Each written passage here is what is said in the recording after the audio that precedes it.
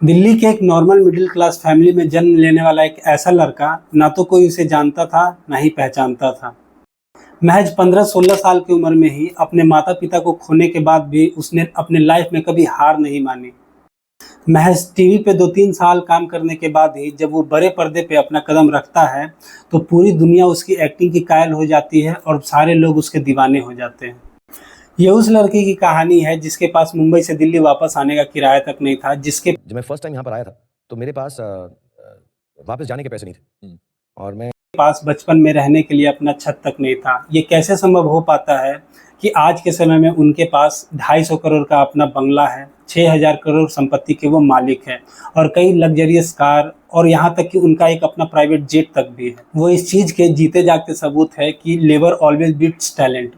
दोस्तों, उनका ये कहना है कि अगर किसी चीज़ को पूरे दिल से चाहो, पूरे शिद्दत से चाहो तो पूरी कायनात तुम्हें उनसे मिलाने की कोशिश में जुट जाती है और उन्होंने ये प्रूफ कर भी दिया। कहते हैं अगर किसी चीज को दिल से चाहो तो पूरी कायनात उसे तुमसे मिलाने की कोशिश में लग जाती है।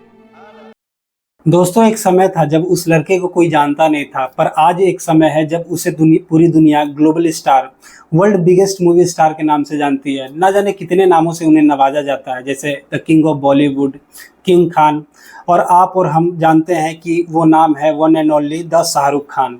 According to the power list, he is the most powerful man in the film industry today. A mega star, the king of Bollywood, the biggest movie star in the world. He's the Don. The world's biggest movie star.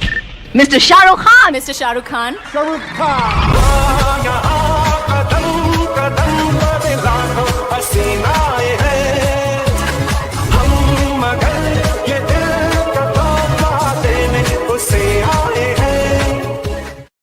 and I will try my best to be here every year.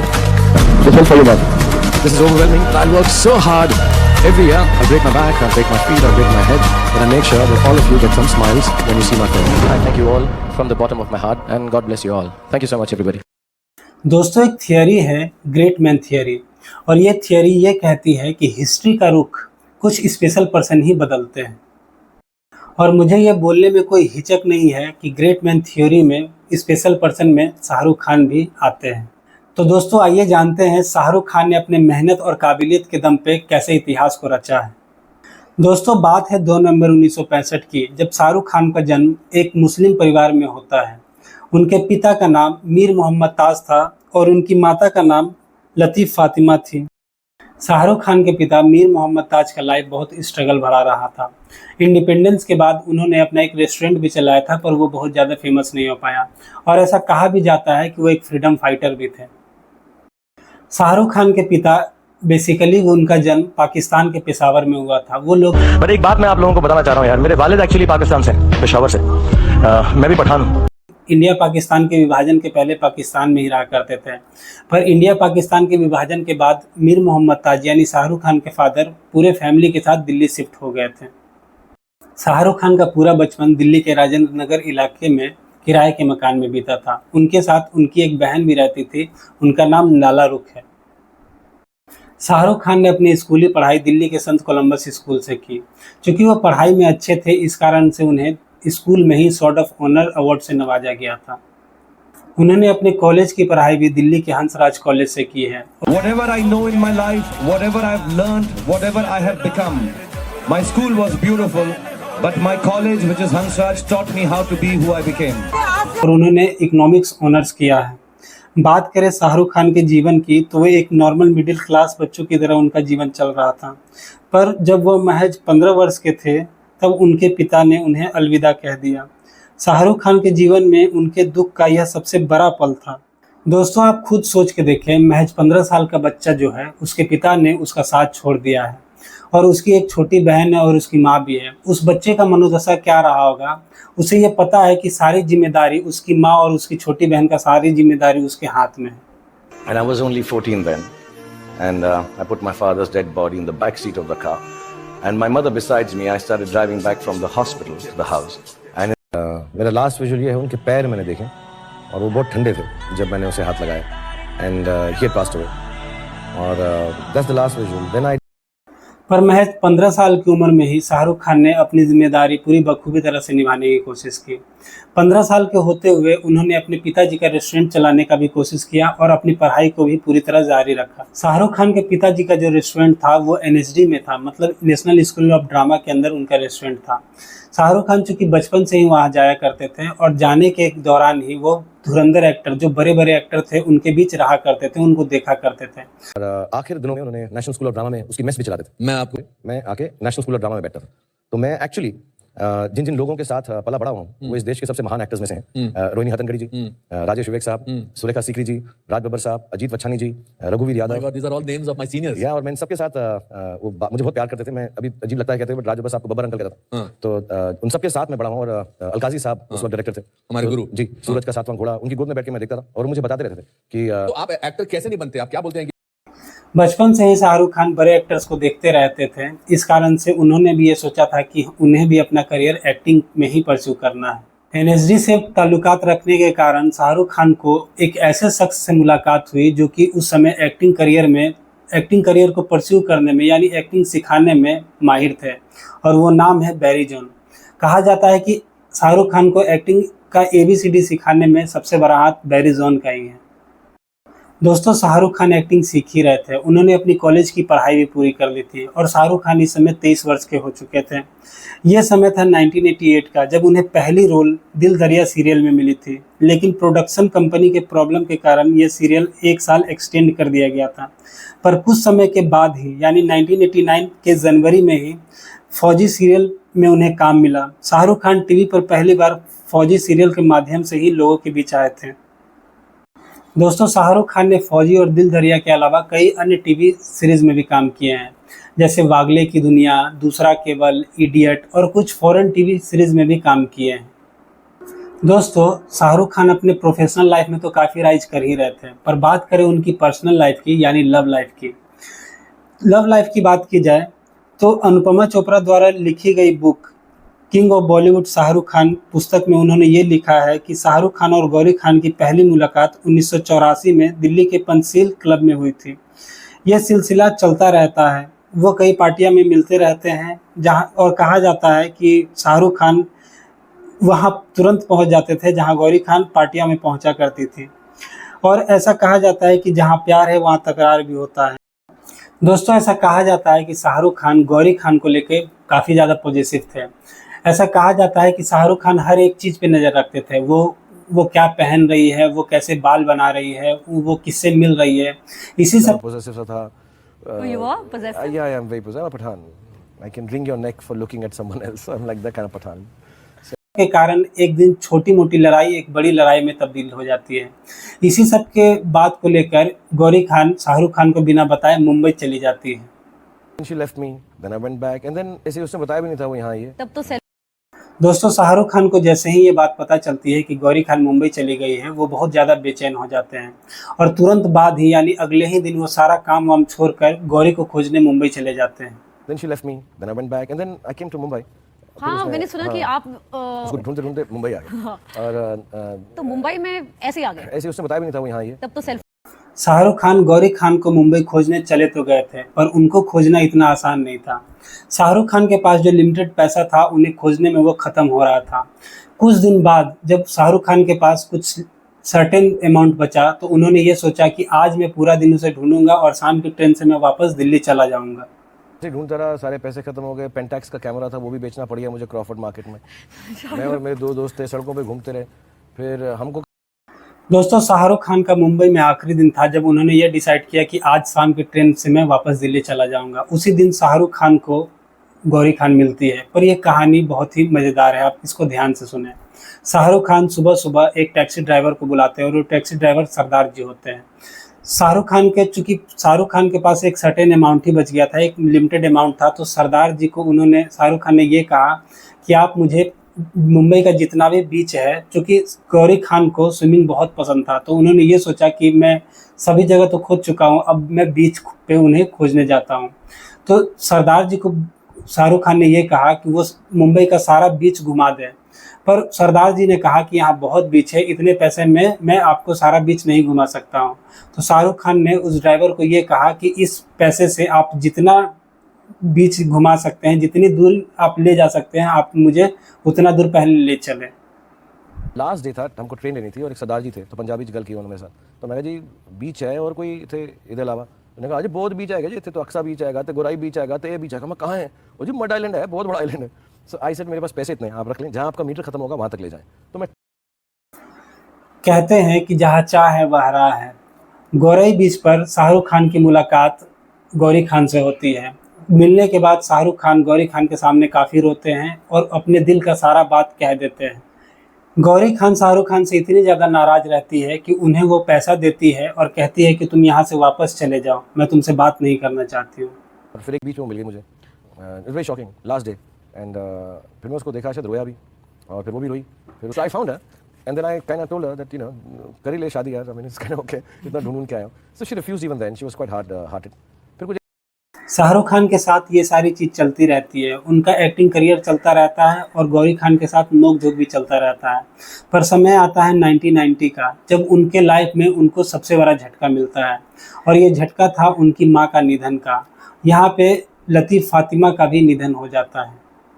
सो जब मेरी mother ICU में थी तो मैं उनके पास बैठ गया और मैंने एक बड़ा वो मॉनिटर होता है, वो पू पू पू पू पू पू करता रहता है ऐसा करके। And I think they don't declare you dead till your heart stops and your brain stops.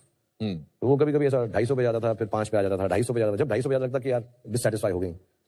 But I think ये सब बिलीफ होते हैं बचपने के। उनको जाना ही था और शायद वो सेटिस्फाइड थी कि मैं अपनी बहन का भी ख्याल रखूंगा, जिंदगी में ठीक ठाक कर लूंगा। तो गॉड नो। शाहरुख खान की मां का निधन की खबर सुनने के बाद गौरी खान पिघल जाती है। गौरी खान मुंबई से दिल्ली वापस आकर उन्हें गले लगाकर शादी के लिए तैयार हो जाती है।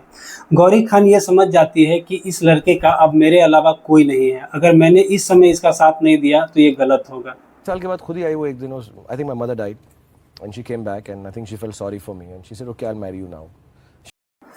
गौरी खान शाहरुख खान से शादी करने के लिए तैयार तो हो जाती है, पर गौरी खान के फैमिली धर्म को लेकर शादी के लिए तैयार नहीं होते हैं। ऐसा कहा जाता है कि शाहरुख खान ने शादी के लिए अपना नाम बदलने तक को तैयार था, पर बहुत नोक झोंक के बाद गौरी खान की फैमिली शादी के लिए तैयार हो जाती है और 25 अक्टूबर 1991 को हिंदू रीति रिवाज के साथ गौरी खान और शाहरुख खान की शादी हो जाती है। शाहरुख खान की असली किस्मत उनके शादी के बाद ही चमकी। बोला जाए तो गौरी खान उनके लिए लेडी लक साबित हुई। शादी के तुरंत बाद ही यानी 1992 में ही शाहरुख खान की पहली मूवी दीवाना आई और उन्होंने फिर पीछे मुड़कर कभी देखा ही नहीं। उन्होंने एक से एक हिट और सुपरहिट मूवी दी।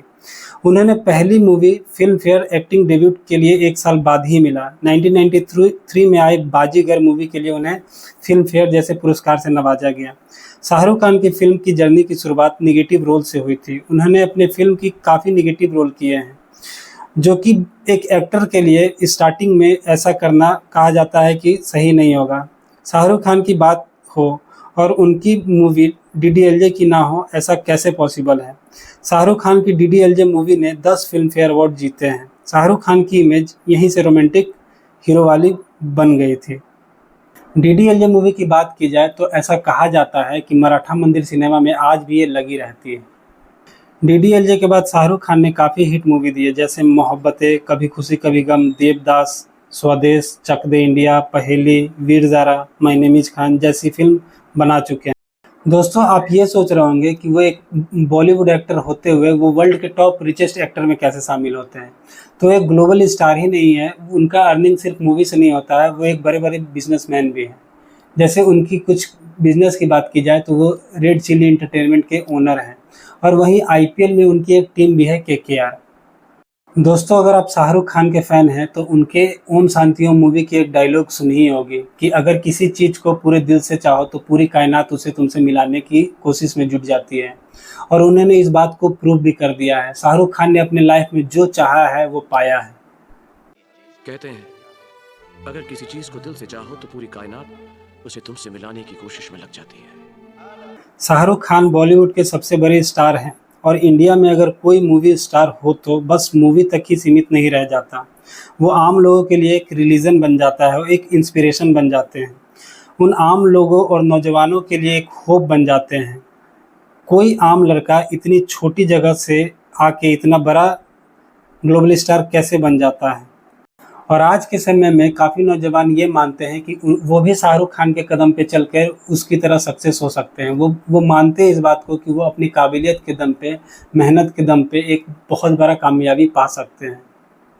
पर मैं आप सभी को ये बता दूं, जो इतने बड़े ग्लोबल स्टार है, इतने लोगों के इंस्पिरेशन है, उनके लाइफ में भी एक बड़ी डाउनफॉल आई थी जब उनकी बड़ी बड़ी फिल्म फ्लॉप हो रही थी, जैसे Dilwale, when Harry met Sejal, Fan, Zero जैसी फिल्में बहुत बड़ी फ्लॉप हुई थी। तो फिर शाहरुख खान ने अपने 30 साल के फिल्मी करियर में पहली बार ब्रेक लेने का सोचा, मगर किससे पता था कि ये 4 साल का ब्रेक इतना लंबा हो जाएगा। शाहरुख खान के लिए ये 4 साल उनकी फिल्मी करियर के लिए तो बहुत बुरा रहा है। और बात करें उनकी पर्सनल लाइफ की, तो उनकी पर्सनल लाइफ में भी बहुत बड़ी उतार चढ़ाव रही। बात करें उनके सबसे बड़े बेटे आर्यन खान की, तो उनके लिए सबसे बुरा दौर था जब उनके बड़े बेटे को ड्रग्स केस में अरेस्ट कर लिया गया था। वैसे तो मैं आर्यन खान अरेस्ट पे ज़्यादा बात नहीं करूंगा, फिर भी मैं आपको ब्रीफली बता दूं कि 2021 में सिप पे एक पार्टी हो रही थी, तभी एनसीबी ने आर्यन खान को अरेस्ट कर लिया था। और इस ड्रग्स केस में आर्यन खान को 22 दिनों के लिए मुंबई आर्थर रोड जेल में रहना पड़ा था। वैसे मुंबई हाई कोर्ट ने आर्यन खान को ड्रग्स केस में बाइज्जत बरी कर दी और एनसीबी के पास उन्हें कुछ पुख्ता सबूत मिला नहीं कि आर्यन के पास से न तो ड्रग्स बरामद हुई, न इस बात का कोई सबूत है कि उन्होंने ड्रग्स कंज्यूम की, ड्रग्स का सेवन किया। फिर आर्यन के खिलाफ केस का आधार क्या है?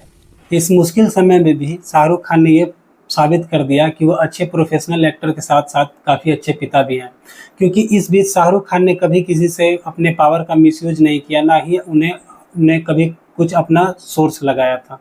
मगर कहा जाता है कि रात कितना भी घना हो, उस घने रात का सवेरा जरूर होता है। और यह सवेरा हुआ 2023 में, जब उनकी लगातार 3 मूवी आती है, पठान, जवान और डंकी, और तीनों मूवी मेगा ब्लॉकबस्टर साबित होती है। और यहाँ तक कि पठान, जवान इंडिया की हाईएस्ट ग्रॉसिंग मूवी बन जाती है, 2 सबसे बड़ी हिट मूवी बन जाती है इंडियन फिल्म हिस्ट्री में।